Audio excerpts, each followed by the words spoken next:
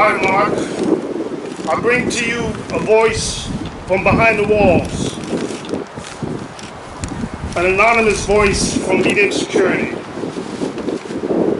I don't remember the exact date. I know I was very early March. There had been some talk for a few days about what we were seeing on TV, about what's going on. No one really paid it much mind. Then, one regular afternoon, I was in the yard enjoying an early spring day when they announced over the loudspeaker for all of us to return to our cells immediately for an emergency count. From that moment on, things got real stressful. A whole lot of anxiety, a bunch of unknown.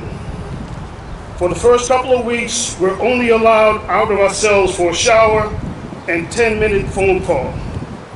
Everyone was stressed out. The guards were on edge and even more disrespectful than normal.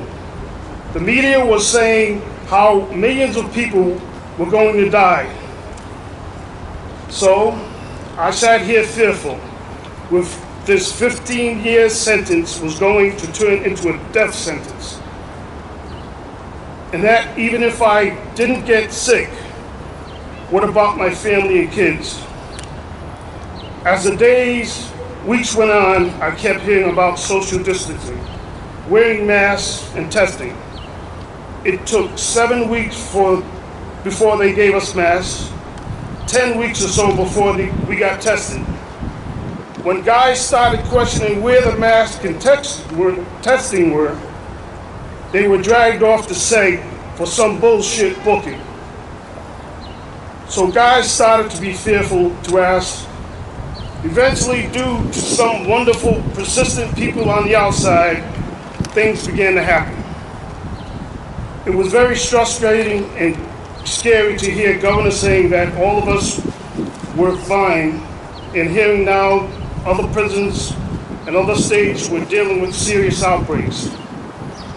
The fact that I've been isolated from the whole support structure, from doctors to therapists, the pastor, an NA meeting, even a couple of guys I shared with on a regular basis, has been extremely difficult.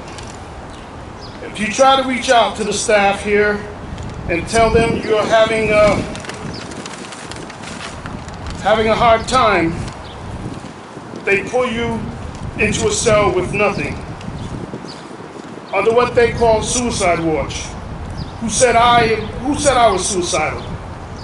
Plus, no one watches you.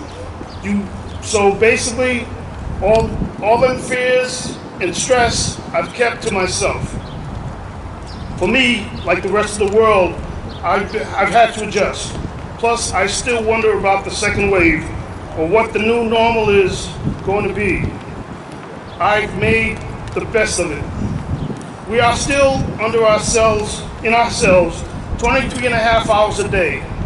Everyone is scared to complain about allergies or any type of illness because they don't want to be thrown in segregation until the 14 days of quarantine.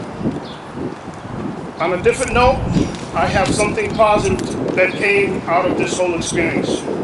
During this whole situation, I've never been so anxious, stressed, or fearful in my life, but I've coped with it.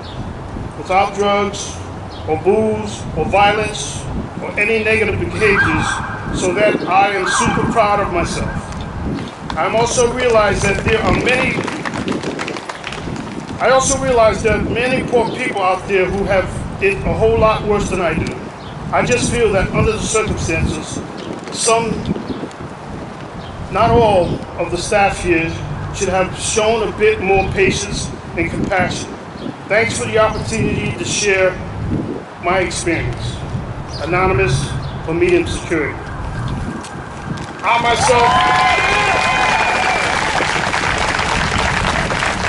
myself would like to say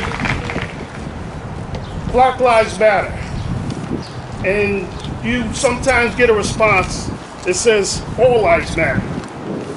That's right, that goes without saying. But Black Lives Matter is a statement not of exclusion, Black Lives Matter is a statement of focus. And that's what I have to say.